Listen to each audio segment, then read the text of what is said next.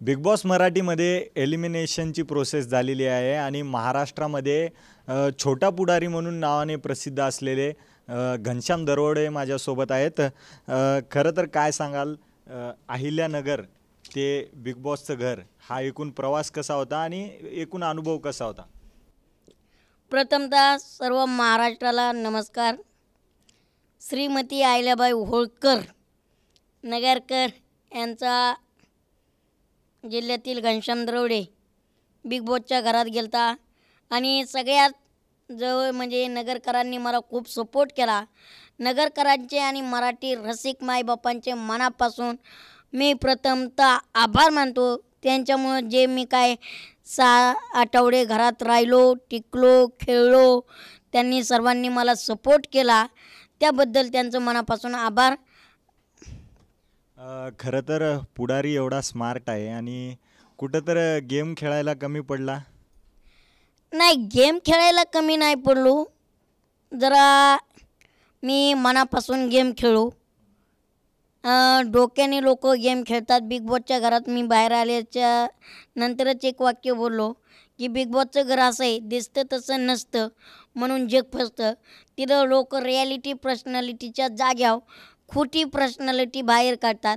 आणि मी घनश्याम दरोडे असं आहे की अख्ख्या महाराष्ट्राने बघितलं असेल, मी माझी पर्सनॅलिटी जी आहे आत्ताही महाराष्ट्रात तीच मी इथून पुढे सुद्धा ठेवतो आहे. बिग बॉसच्या घरात असेल काय, त्याच्यापेक्षाही वेगळा शो असेल काय, माझी जी खरी पर्सनॅलिटी आहे ते ठेवणारच मी. दुसरी मला डबल बनवता येत नाही. डोक्यात एक, मनात एक आणि होठात एक असं नाही. जे आपल्या मनात आपल्या डोक्यात तेच होतात. आणि आपण सगळ्यांना सपोर्ट करणारी माणसं आहेत. पुढारी म्हणलं की सगळ्यांना सामावून घ्यावं लागतं आहे, सगळ्यांच्या बाजू ऐकून घ्यावं लागते, सगळ्यांना धरून चालावं लागतं आहे. ते करत असताना कुठेतरी आपण मागे पडलो तरी याचं काही दुःख नाही. उलट सगळ्यांना एक घेऊन आपण पुढे चाललो आहे, ह्याचा खूप आनंद आहे. खरं तर तुमचा आणि निक्कीमधला जो संवाद होता, जेवलीस का, तुझं प्रेम भेटल्यानंतर पोट भरलं, हे खूप महाराष्ट्रामध्ये गाजलं. त्याच्यावर रील्स बनले, गाणे बनले, ट्रेंड चालू आहे सध्या. परंतु त्याहून काही टीका पण होत आहेत. याकडे तुम्ही कसं घेता आणि तो एकदम एकूण प्रसंग कसा होता? बाई, हा काय प्रकार? नाही नाही, हा प्रकार खूपच गाजलेला आहे. जेवलीस का, कुठला प्रकार, रील्स होत आहेत, ह्याच्यावर टीका टिप्पणीचं कारण काहीच नाही. बहीण भावाचं प्रेम हे अतूट नातं असते आणि आपण मानलेलंही बहीण भावाचे प्रेमासारखं पवित्र नातं कुठंच नाही. आणि निक्की पोरगी कशी तुम्हाला सगळ्यांना माहिती आहे, फटकळे, सगळ्यांना नाणणारे, बिनधास्त. कधी कधी तिच्याकडून चुकाही होत्यात.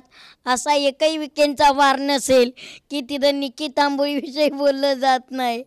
त्याशी तर डायरेक्ट तुटलेल्या स्टुलावर बसवलं होतं सरांनी.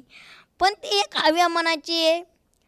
पहिली बाजू तिने महाराष्ट्राने तिची एकच बाजू बघितलेली, निक्की उर्माटे, निक्की भांडी घासत नाही, निक्की घरातली कामं करत नाही. पण मला वाटतं महाराष्ट्राने आणि निक्कीला सुद्धा गरज आहे की दुसरी बाजू दाखवून द्यायची की निक्कीसारखी प्रेमळ पोरगी कुठंच नाही. कारण मी तिला खूप जवळून पाहिलेलं आहे. कारण आमचं बहीण भावाचं प्रेम जरी असलं तरी ती व्यक्ती जिच्यावर मनापासून प्रेम करते ना, तर ती मनापासूनच प्रेम करते. आमची किती भांडणं होऊ द्या, तिने प्रत्येक वेळी माझी काळजीच घेतलेली आहे. आणि प्रत्येक वेळी तिने घरच्या सदस्यांची सुद्धा काळजी घेतलेली आहे. आता थोडंफार घरात राहायचं म्हणल्यावर तिरकामिरकी होतच असते, बाकी काही नाही. हे जो मी सगळ्यांना सांगेन की रसिक मायबापो, तुम्ही कुठलाही मनात दोष ठेवू नका. आमचं नातं एक वेगळं नातं होतं, बॉन्डिंग चांगलं होतं आणि या नात्यातून तुम्हाला कुठलाही गैरफायदा घ्यायचा येणार नाही. आणि प्लीज घेत जाऊ नका. कारण काय होणार आहे गैरफायदा घेऊन, मला तुम्ही सांगा. आज बिग बॉसचं घर असेल, इथवर वेगवेगळे कलाकार आहेत, बाहेर आलो, नातं संपतात किंवा नाही संपत, पण जोपर्यंत घरात आहे तोपर्यंत आनंदाने राहा, खेळा. सगळ्यांनी खेळलं पाहिजे. प्रेक्षक मायबापांना मला वाटतं, मी बाहेर आलोचो, मला दुःख नाही. मला एकाच गोष्टीचं दुःख आहे, मी मराठी प्रेक्षकांच्या मनात जागा करायला थोडा कमी पडलो, त्यामुळे बाहेर आलो. खरं तर जेव्हा एलिमिनेशनची प्रोसेस आली, त्याच्यानंतर तुझे काही पॉईंट्स उरलेले होते आणि तुम्ही ते पॉईंट्स सूरज चव्हाणला दिलेत. खरं तर तुझ्या जवळचे जे 4 जण होते, निक्की असेल, अरबाज असेल, वैभव असेल, ते 4 जण गेममध्ये असताना सुद्धा तुम्ही ते पॉईंट्स सूरजला दिले. छोट्या पुढारीने शेवटचा त्याचा डाव टाकलेला आहे? नाही, छोट्या पुढाऱ्याने काही शेवटचा त्याचा डाव टाकला नाही. पुढाऱ्याला जर डाव टाकायचा असताना मला डाव टाकणं लई अवघड बी नव्हतं आणि लई जडही जात नव्हतं. कारण डाव टाकायला आहे ना, फक्त एक चुटकी जशी वाजवतो ना तसं एकच डावात सगळी गाळ झाली असती. पण मी घरात कधी राजकारण केलं नाही, कारण मला घरासारखं चालवायचं होतं आणि माझ्या मागेही माझ्या पुढेही सगळ्यांनी शो बघितले असतील. मी कधी इकाळडी चुगली तिकडं केली नाही, तिकाळडी स्ट्रॅटर्जी इकडे केली नाही.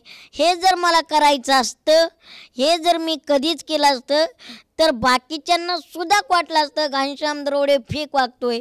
पण घनश्याम दरवडे कसा होता, रिॲलिटी होता. घनश्याम दरवडे ओरिजिनल होता. घनश्याम दरवडे मनातून खेळला आणि शेवट घनश्याम दरवडेने डाव टाकला नाही. सूरजने मला किती बाऱ्या नॉमिनेट करू द्या, काही करू द्या, सूरज मला बोलत होता. मला माहिती आहे सूरज कुणाचं ऐकून बोलत होता. सूरजला त्यामुळं मला सूरज भाऊचं मी कधी मनाव घेतलं नाही. मी काय म्हणायचो, सूरज माझा मोठा भाऊ आहे आणि मी अजून काही म्हणतोय सूरज माझा मोठा भाऊ आहे. तो मला किती बोलला, किती रागवला तरी मी त्याच्यावर कधीच रुसणार नाही. आणि जेव्हा आमच्या हातात 50-50 कॉईन दिलं तर तेव्हाच मी जाताना ठरवलं होतं, ज्या वेळेस मी घराच्या बाहेर जाईल त्यावेळेस मी सूरजला देईल. कारण मी कायमपणे आणि मी माझा असा आहे, मी एकच वचनी, मी माझा शब्द दिलेला खूप पाळत असतोय. माझा शब्द म्हणजे काळ्या दगडावरची पांढरी रेष. त्यामुळं मी एकदा शब्द दिल्यावर देतोच. मी घरात गेल्यानंतरच आधीच सांगितलं होतं, सूरज भेटला, मी त्याला सांगितलं, सूरज हे बघ, जोपर्यंत मी घरात आहे तोपर्यंत कायम तुझ्या पाठीशी उभा राहील. मग ते नॉमिनेशन असू, कॅप्टन्सी असू, कुठलाही टास्क असू. टीममध्ये गेलो, टीममध्ये मला बिग बॉसने पाठवलं तेव्हा तुझ्या विरोधात खेळेल बाबा, कारण मी तिथं प्रामाणिकपणे खेळेल हे स्पष्ट केलं होतं. जेव्हा आमचा पहिला आठवडा होता तेव्हा अख्खे घरातले मला म्हणले, सूरजला नॉमिनेट करा, सूरजला नॉमिनेट कर, सूरजला नॉमिनेट कर.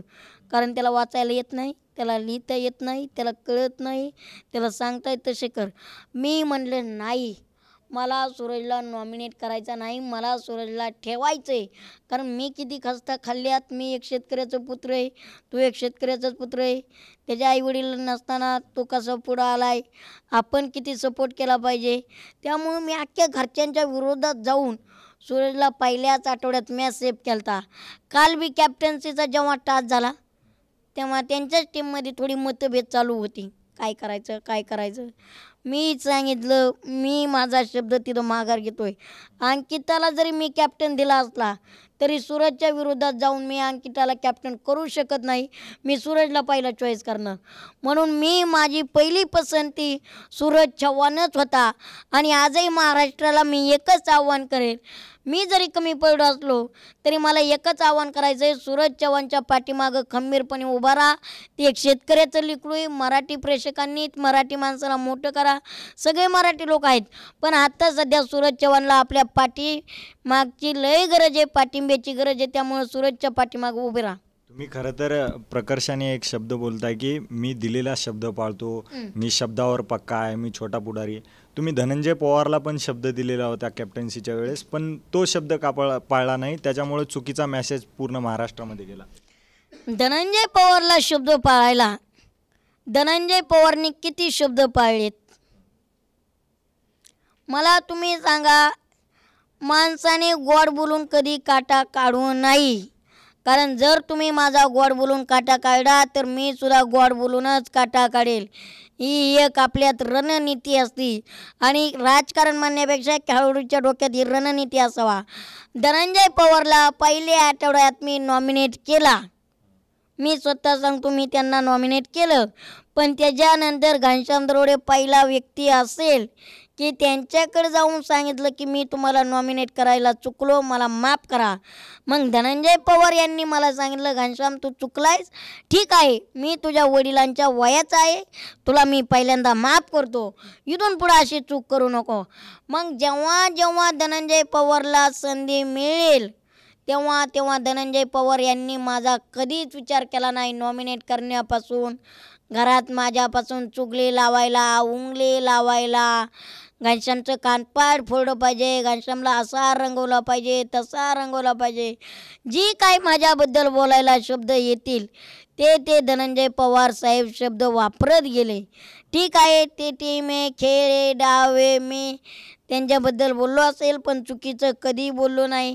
मी कायम DP दादाच म्हणलो त्यांना, कधी म्हणलो नाही दोनू दादा असे बोलते, तसे वागते, तसे नाही. आपल्या संस्कृतीत नाही एखाद्याला कमी लेखणं, एखाद्याला नावं ठेवणं, आणि माझ्या घरच्यांनी तर मला ती शिकवण दिलेली नाही. त्यामुळं शत्रूला वार करताना शत्रूची हालचाल बघून वार करणं हे खूप मोठी गोष्ट असते. शत्रू कसाही असो तो शत्रूच असतो. शत्रूला कधी दुबळं समजायचं नसतं. त्या गेममध्ये सगळे आमच्यासाठी, मी त्यांच्यासाठी शत्रू होतो, माझ्यासाठी ते शत्रू होते. मी जर DP दादाला तेव्हा संधी दिली असती तर DP दादांनी मला परत संधी दिली असती का सांगा तुम्ही आता. मग DP दादांनी मला संधी दिली नसती म्हणून मी नाही दिली DP दादाला. खरं तर आता विधानसभा जवळ येत आहेत, छोटा पुढारी राजकारणामध्ये ॲक्टिव्हली उतरेल, कारण का लोकसभेवेळी तुम्ही निलेश लंके आणि बजरंग बाप्पा जिंकले पाहिजे असं सुद्धा तुमचं मत होतं. विधानसभेबद्दल काय पुढची रणनीती असणार? घनश्याम द्रवडेंचं मत असण्यापेक्षा घनश्याम द्रवडे काय बोलतो हे मत होतं. कारण घनश्याम द्रवडे असा एकदा बोलला की बोलला, जो जिंकायचा तो जिंकलाच पाहिजे आणि जो हरायचा आहे तो हरलाच पाहिजे हे मत असतं. कारण एकदा शब्द गेला की शब्द. आणि आता तर विधानसभेची तयारी जंगी असणार आहे. कारण आता खरी सगळ्यांना घनश्याम द्रवडे परत मराठी प्रेक्षकांच्या मनावर आणि परत सगळ्यांच्या, म्हणजे मी एक माणूस युद्ध हरला म्हणजे लढाई हरत नाही, परत पिटून उठेल आणि मी सगळ्यांच्या मनावर थोड्याच दिवसात राज्य करण्यापेक्षा त्यांच्या मनात जागा निर्माण करण्याचा प्रयत्न करेल. आणि नक्कीच मी सुद्धा आता विधानसभेत सहभागी होण्यापेक्षा वेगळं काहीतरी तयारी चालू आहे. लवकरच कळेल वेगळी तयारी लवकरच कळेल. समजणं वाले को इशारा काफी आहे. हो, हे होते घनश्याम दरवडे. विधानसभेमध्ये काहीतरी त्यांची वेगळी तयारी आणि बिग बॉसमधील एकूण अनुभवाबद्दल त्यांनी आपल्याशी संवाद सांगला होता. कॅमेरा पर्सन मनोज सोबत अजय धंजे, TV9 मराठी, मुंबई.